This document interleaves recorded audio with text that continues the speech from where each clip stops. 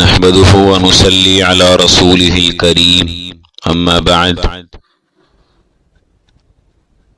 فضیلت علم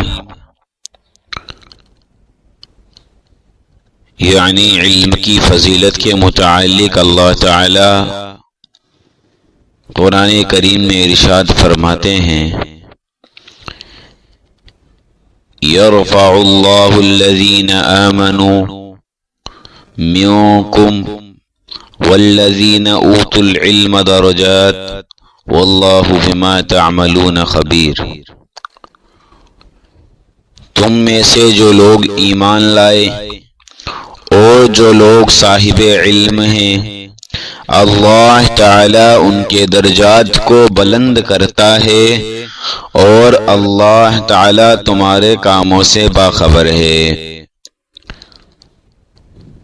صدق اللہ العلی العظیم۔ اس آیت میں پہلے بلند درجات عام مومنین کے لیے ثابت کیا، جس میں اہل علم بھی شامل ہے۔ پھر عموم کے بعد خاص طور پر اصحاب علم کو ذکر کیا گیا، جو ان کی فضیلت اہمیت کی واضح دلیل ہے۔ یہ بات بھی واضح رہے کہ یہاں پر علم سے مراد علم دین ہے، اور قرآن و حدیث میں جہاں جہاں علم کا تذکرہ آیا ہے اس کا اطلاق اسی علم دین پر ہوتا ہے، جس کی تعلیم کی غرض سے حضرت جبرائیل علیہ السلام نے آپ صلی اللہ علیہ وسلم کی خدمت اقدس میں بحکم الہی آیا کرتے تھے، اور اسی علم دین کی طلب ہر مسلمان مرد عورت پر فرض ہے، کیونکہ اللہ کے کسی نبی اور رسول پر ایمان لانے کے بعد آدمی پر سب سے پہلے یہ فرض عائد ہوتا ہے کہ وہ یہ معلوم کرنے کی کوشش کریں کہ میرے لیے یہ پیغمبر کیا تعلیم و ہدایت لے کر آئے ہیں، کیونکہ امور دینیہ کی بنیاد اسی علم پر ہوتی ہے۔ اسی وجہ سے اس کا سیکھنا اور سکھانا ایمان کے بعد سب سے پہلا فرض قرار دیا گیا ہے۔ اب یہ تعلیم و تعلم زبانی بات چیت اور مشاہدے سے بھی ہو سکتا ہے، جیسا کہ نبی صلی اللہ علیہ وسلم کے زمانے اور آپ صلی اللہ علیہ وسلم کے بعد قریبی دور میں تھا، بلکہ صحابہ کرام کا سارا علم وہی تھا جو ان کو خود براہ راست رسول اللہ صلی اللہ علیہ وسلم کے ارشادات سننے اور آپ کے افعال، آپ کے اعمال کے مشاہدہ کرنے سے حاصل ہوا تھا۔ اور اکثر تابعین کا علم بھی وہی تھا جو ان کو صحابہ کرام کی صحبت اور سماع سے حاصل ہوا تھا۔ اسی طرح یہ علم دین اور کتابوں کے ذریعے بھی حاصل ہو سکتا ہے، جیسا کہ بعد کے زمانوں سے لے کر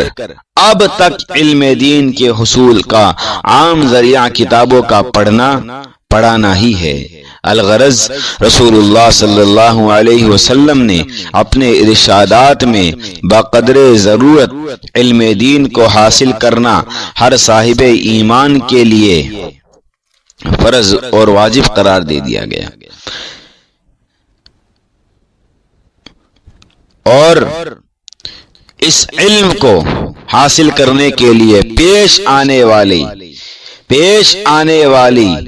جتنی بھی محنت مشقت کو ایک طرح کا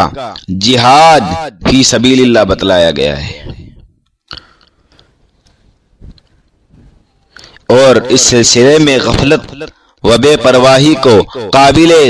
جرم قرار دیا گیا ہے، اور یہی وہ علم ہے جو انبیاء اور خاص کر رسول اللہ صلی اللہ علیہ وسلم کی میراث اور پوری کائنات کی سب سے قیمتی اور عزیز دولت ہے۔ لہذا جو خوش نصیب بندے اس علم کو حاصل کرتے ہیں اور اس کا حق ادا کرتے ہیں اور بلا شبہ فرمان نبی کے مطابق وارثین انبیاء ہیں، یہی وہ پاکیزہ اور مقدس ترین علم ہے جس کے بارے میں اللہ تعالیٰ نے اپنے محبوب پیغمبر محمد عربی صلی اللہ علیہ وسلم کو خطاب کرتے ہوئے فرمایا، قل ربی زدنی علما، کہہ دیجئے کہ اے میرے پروردگار مجھے زیادہ علم عطا فرما۔ اسی آیت میں اللہ تعالی نے علم میں اضافے کو طلب کرنے کا حکم فرمایا۔ ظاہر ہے اللہ جل جلالہ کسی چیز کی زیادتی کی طلب اسی وقت کی جائے گی، اسی وقت کی جائے گی جب وہ چیز فضیلت کی حامل ہو۔ یہاں یہ بات بھی قابل غور ہے کہ آیت میں نبی کریم صلی اللہ علیہ وسلم کو ازدیاد علم طلب کرنے کا حکم دیا جا رہا ہے کہ آپ زیادہ علم طلب کیجیے، جن کو اللہ تعالیٰ نے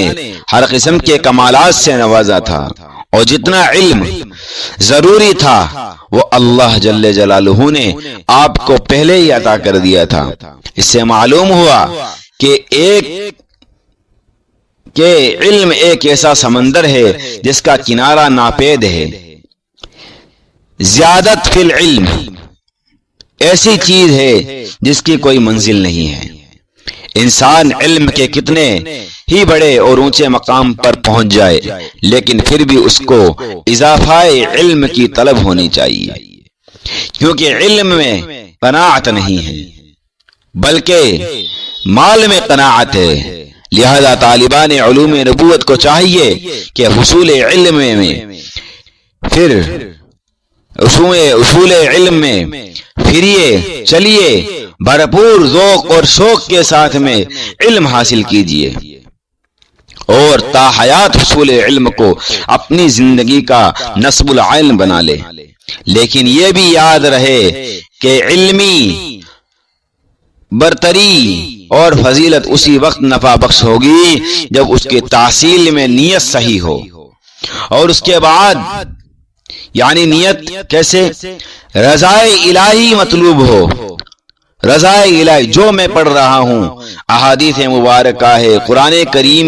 کا سیکھنا، اس کے معانی کو سیکھنا، مفاہیم کو سیکھنا، جو بھی علم حاصل کرنے کا آپ کا زمانہ ہے اور علم حاصل کر چکو، یعنی جب تک آپ علم دین کی خدمت کر رہے ہو اس وقت تک آپ کے جو ہے دل میں بالکل یہی بات ہونی چاہیے کہ جو کچھ میں نے حاصل کیا ہے، جو میں حاصل کر رہا ہوں اور حاصل کرنے کے بعد جو مجھ سے فائدہ اٹھا رہے ہیں، تو سب کچھ یہ اللہ تعالیٰ ہی کی رضا کے لیے ہے۔ اپنی نیت کی درستگی، اگر نیت خالصتاً لوجہ اللہ نہ ہو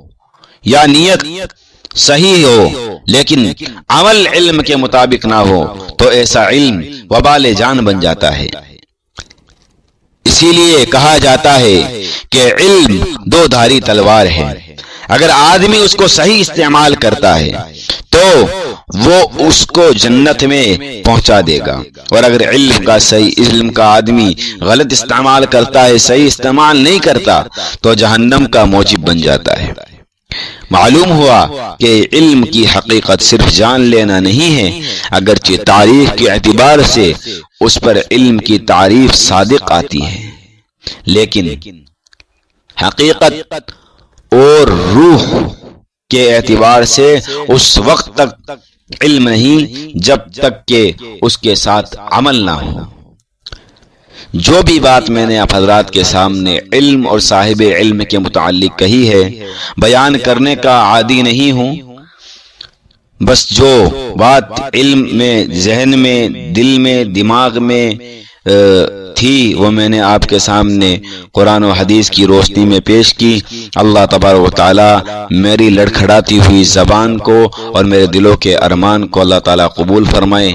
اور جو غلطیاں ہو گئی ہے اپنے فضل سے معاف فرمائے۔ بس اللہ تعالیٰ کی بارگاہ میں یہی دعا کرتا ہوں اللہ تعالیٰ سے، اللہ تعالیٰ ہم سب کو عالم با عمل بنائے اور علم کی صحیح قدر کرنے کی توفیق عطا فرمائے، آمین یا رب العالمین۔